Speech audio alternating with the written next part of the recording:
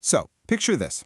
You're leaning way back in the dentist chair, you've got that glaring overhead light shining straight into your eyes, that crinkly paper bib clipped tight around your neck, and your dentist is just echoing the steady, rapid-fire stream of numbers to the hygienist. You're hearing things like, number 8 looks good, check the mesial on 14, and you're just staring up at the ceiling wondering if they're actually talking about your mouth or, I don't know, playing a game of clinical bingo. Sound familiar? Well, welcome to this explainer. Today, we are going to translate all that clinical dental terminology into an accessible, super engaging guide. We're literally going to decode the secret language of your teeth. That way, the next time you're sitting in that chair, you're going to understand exactly what is happening in your very own mouth. Here is our roadmap for today. We're starting with 1, the journey of teeth. Then we'll move on to 2, meet the tooth family. And 3, inside a single tooth. After that, we'll map out 4, landmarks and surfaces, and finally wrap up with 5, cracking the dentist code. Okay, let's dive right in. Section 1, the journey of teeth. We're kicking things off with the absolutely incredible journey of how our teeth actually develop. Humans are what biologists call diffeodonts. It's a fantastic scientific term from our source material, but all it really means is that we develop 2 completely distinct sets of teeth over our lifespan. As diffeodonts, we start off with a primary set, known clinically as deciduous teeth, but you and I know them as baby teeth. We get exactly 20 of these, and it's an absolute biological necessity if you think about it. I mean, an infant's tiny skull simply cannot hold adult-sized teeth, so nature provides a starter set. Then, as we grow, this initial set is completely replaced and expanded by our adult or permanent teeth, bringing our grand total up to a full set of 32. Now, looking at the timeline of these baby teeth reveals something genuinely fascinating. If you focus on the 10 teeth located in the upper jaw, known as the maxilla, and the 10 in the lower jaw, or mandible, you'll see a process that starts incredibly early. While we typically see these baby teeth begin erupting into the mouth around 6 months of age, they actually start forming in the jaw just 6 to 8 weeks into fetal development. Yes, in utero.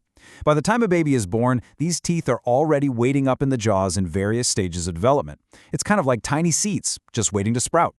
And as we age, notice how the jaw physically expands to accommodate the permanent adult dentition. The adult set doesn't just swap out the 20 baby teeth. The skull actually grows to allow entirely new specialized tools to be added to the back of the mouth. Specifically, we add premolars, which are totally absent in babies, and additional molars. This includes the third molars, which you probably know as your wisdom teeth. It's a massive architectural shift happening right inside our facial structure to upgrade our chewing capability for a lifelong adult diet.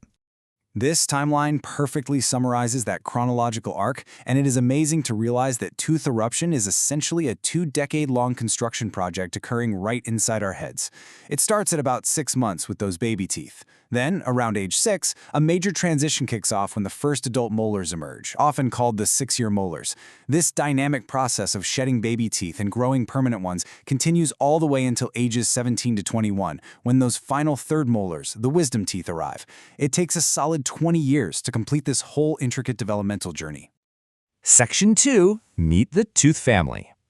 Now that we know how and when they get there, let's meet the actual members of this family. If you think of your teeth as a highly specialized team, every single member has a very specific job to do when you're chewing or masticating. Take the canine, for example, also known as a cuspid or eye tooth. It's a solitary fang-like specialist. It's actually the longest tooth in your mouth, featuring a single sharp cusp designed purely for gripping and tearing food. Now contrast that with the molar. Molars are the biggest teeth, parked at the very back of the mouth. They feature large, flat surfaces with multiple ridges, which basically transforms them into heavy-duty grinding machinery. You don't use a molar to tear, and you sure don't use a canine to grind. It perfectly illustrates how form follows function in our anatomy. Section 3, inside a single tooth. Let's zoom in from the macro view of the jaw down to the microscopic anatomy. If we were to slice a tooth open, we'd explore an unseen world of layers that make up a single, highly engineered tooth. The absolute star of the show on the outside is the enamel. Enamel is the completely mineralized outer covering of the anatomic crown, which is just the part of the tooth visible above the gum line. And it is incredible to discover from the source material that enamel isn't just hard, it is literally the hardest substance in the human body. Think of it as a biological diamond or a suit of armor. It's your teeth's ultimate protective shield against the immense forces of biting and chewing over a lifetime. But enamel is just the beginning. If we slowly peel back the layers like an onion, just beneath that rock-hard enamel lies the dentin. This is a slightly softer tissue that actually makes up the vast bulk of the tooth. Beneath the dentin, right in the dead center, is the pulp cavity. This is the living, breathing core of the tooth, packed tight with nerves and blood vessels.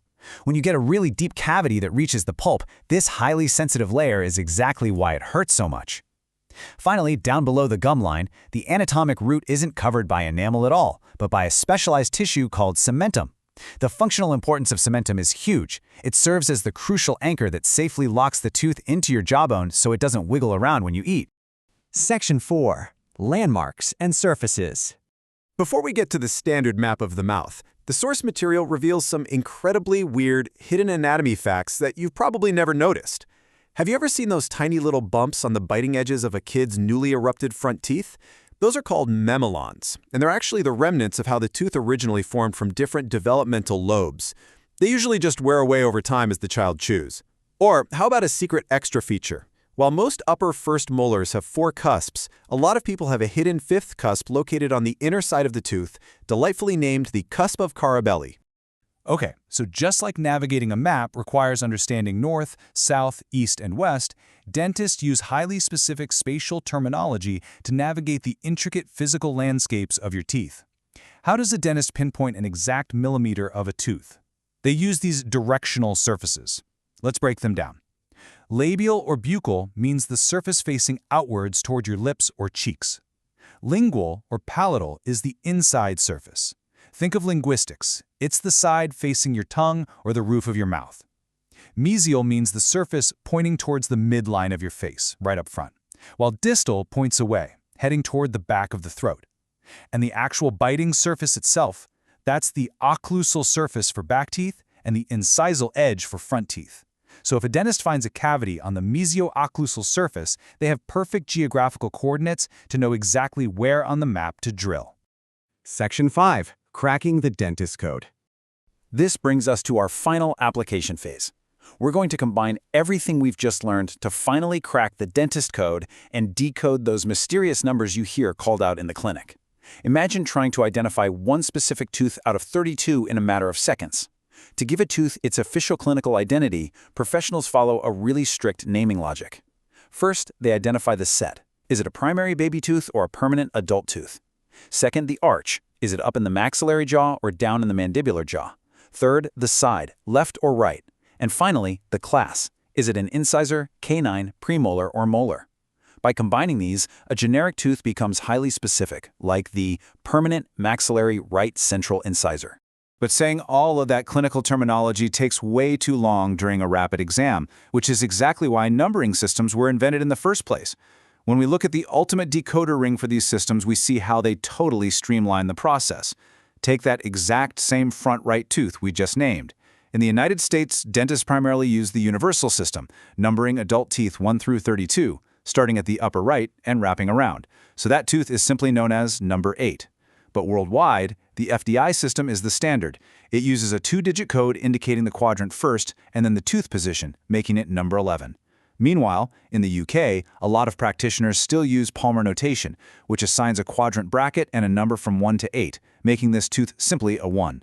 So you have 3 completely different clinical codes for the exact same tooth. So, the absolutely crucial takeaway here is that those random numbers echoing around the room aren't random at all. They're a highly organized, universal language mapping out the hardest working structures in your body.